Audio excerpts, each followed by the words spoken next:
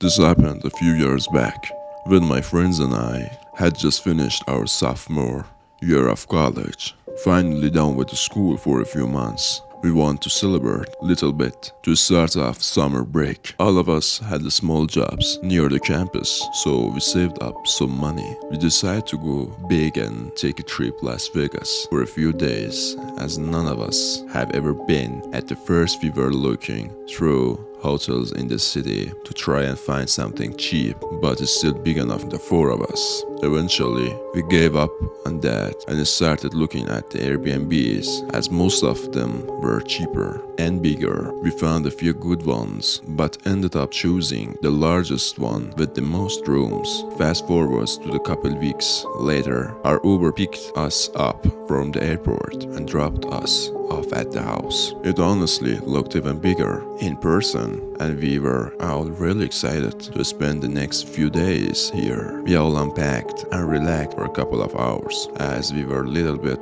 worn out from the flight. A few hours after the sun went down, me and my friend Elisa were the only ones still awake. It wasn't too late, probably 8 or 8:30, but other two had decided to go to the bed early with nothing really to do. Elisa offered to take a walk outside and explore the neighborhood a little bit. I agreed, eager to see the unique homes. I should mention our Airbnb was a pretty nice house, and the neighboring homes were really nice too. This definitely wasn't a sketchy street or anything, so we didn't even really think twice about going for a walk around. We headed outside and down the street. After passing 6 or 7 hours, the street took a sharp turn and connected to another crossing road with the homes on the side. It was strange too, and these homes were nothing like the ones we just walked by on our street. These were basically run down shacks, and I don't mean to be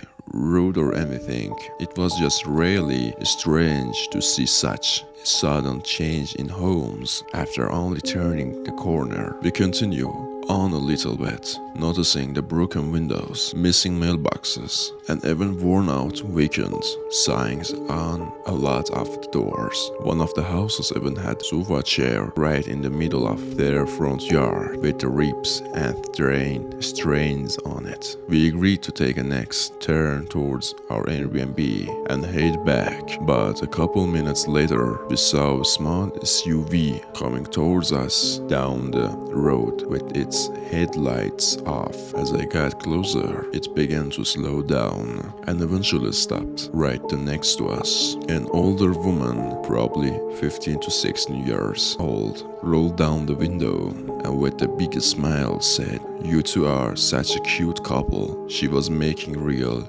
weird jerky motion with her head in her arms and was just acting really strange. I replied, "Thank you," as to just end the conversation quickly and get her to leave. Luckily it worked. She continued down the road and we did as well in the opposite direction. After a few minutes, we found the next turn and got back to the street with our Airbnb. We were both really shocked and creeped out by the whole situation and just wanted to get inside and forget about it. But just as we got the driveway, we saw the old lady's SUV turn down our road and start heading towards us again. We were halfway up the driveway when she stopped right in front of the house. But this time it was a little different. She just looked at us. She didn't say anything or have any emotion in her face. She was just staring. Elisa hurried inside and I quickly followed. I heard the car continue back down the road as I was closing the door behind us. We stayed up for a little bit longer, locking all the doors and checking the windows to make sure she didn't come back. After an hour, we agreed that we were probably okay.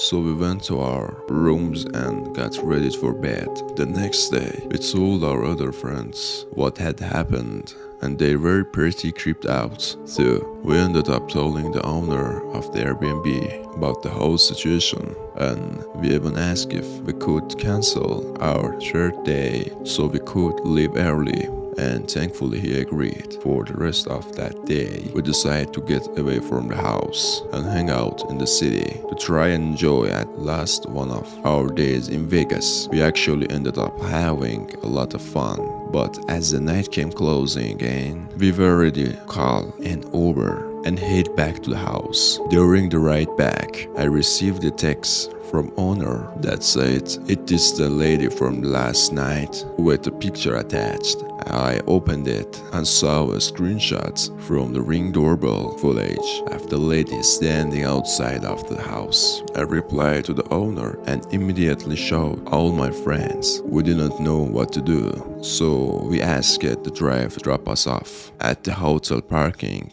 lot just a couple blocks from our house. Well, the owner called the police. After about 45 minutes, the owner called me and said the house was clear and we could go back. But he mentioned the police never found the lady. This obviously made none of us feel any better. We got in the house very much immediately, started packing all of our stuff so we could leave right away.